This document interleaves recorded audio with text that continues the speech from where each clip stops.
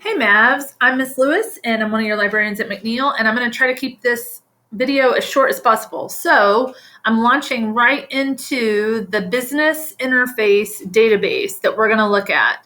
So I'm going to click where it says library, and there are two things I want to show you on the main library website. This is where you get to your research resources. This is where we're going to find the business interface database. And then I also want to show you guys, this is where you get the passwords. You can do anything that I show you at school, but if you're at home, you need to have the passwords. To be logged into your Round Rock ISD account for that, but it's really simple.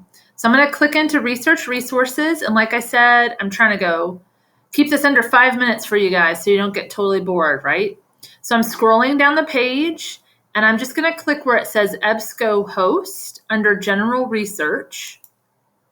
And you're going to see there are a lot of different databases that are under EBSCO, but we're going to look at the business searching interface. And so let's just pretend that I'm looking at a product from the Nike Corporation. So there are two places you're going to look on this website for information. You're going to look under company profiles, and you're going to look under company information. So company profiles is going to have something in it that I think is really important for you just to know for overall information. So I'm just typing Nike into the browse search form right here. So here's my Nike company. I can click in there, but really what I want you guys to see is this MarketLine report. MarketLine is just a company that puts together a report for these really big corporations. And you can look through here. This report will tell you all about the company itself, where they're located, how much they're worth, all the basic history of the company. But what I really want you guys to see is what they call a SWOT report, SWOT. And if you're in business classes, you may have heard of this before, but it's really important. It's something that a lot of really big companies do. They look at their strengths, their weaknesses, their opportunities, and their threats. A SWOT report or a SWOT analysis. And so if you're looking for information about a company in particular so that you can think about how they're using their products to persuade people, this is going to give you a lot of information on where their headspace is when they're thinking about what they're going to pitch to people, what kind of products they're going to create, that kind of thing. So a SWOT report. And again, I just typed in Nike in my search box, and then I clicked this PDF, which is MarketLine report. Notice this says MedTrack. It's just a different company that put together a report.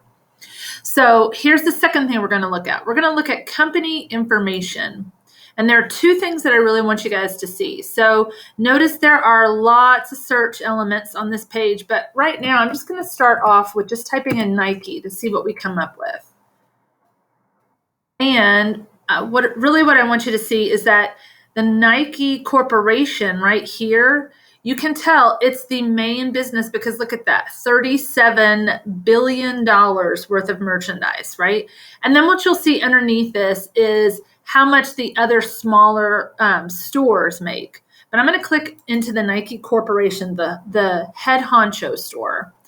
And notice I do have a website here. I'm going to go ahead and click into the website just so that I don't lose that link. But I'm going to actually go back to my business interface because I want to show you where you can search for different articles about Nike. So I'm going to click where it says industry.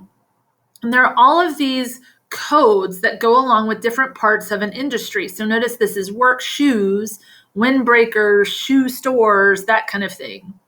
I'm going to click where it says shoe stores because I want to look at information about shoes, right, in Nike. So this code that you're going to see right up here, that's the code for the type of clothing or shoe that we're looking at, right? And I'm typing in Nike.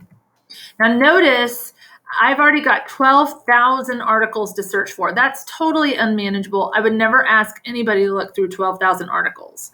So I am refining my search by typing in the very specific company that I want to look for. I also always want to click where it says full text. And then I always want, let's get that. So notice now I'm down to 9,000 full text articles. But now I don't care about information about shoes all the way back to 1913, right? I only want information from 2020. I want just the most current information.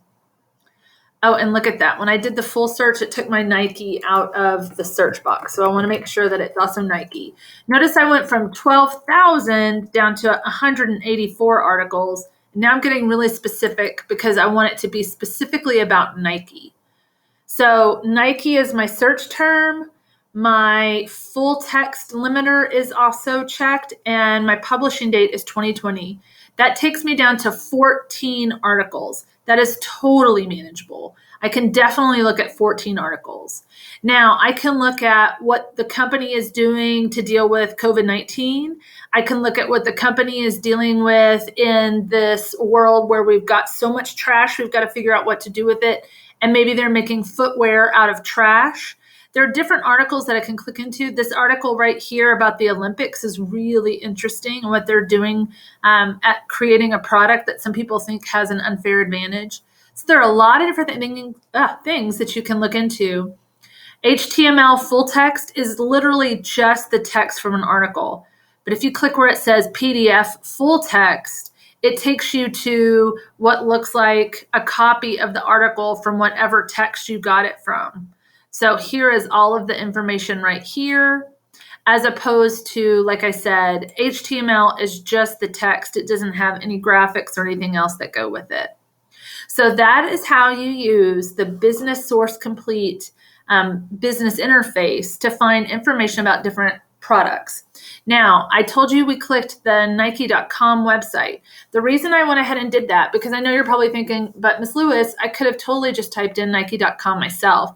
However, think about what will happen if you just type in Nike in a Google search, right? It's going to bring up millions of pages. By clicking the Nike internet source through our database, I know I'm getting the specific source that I want.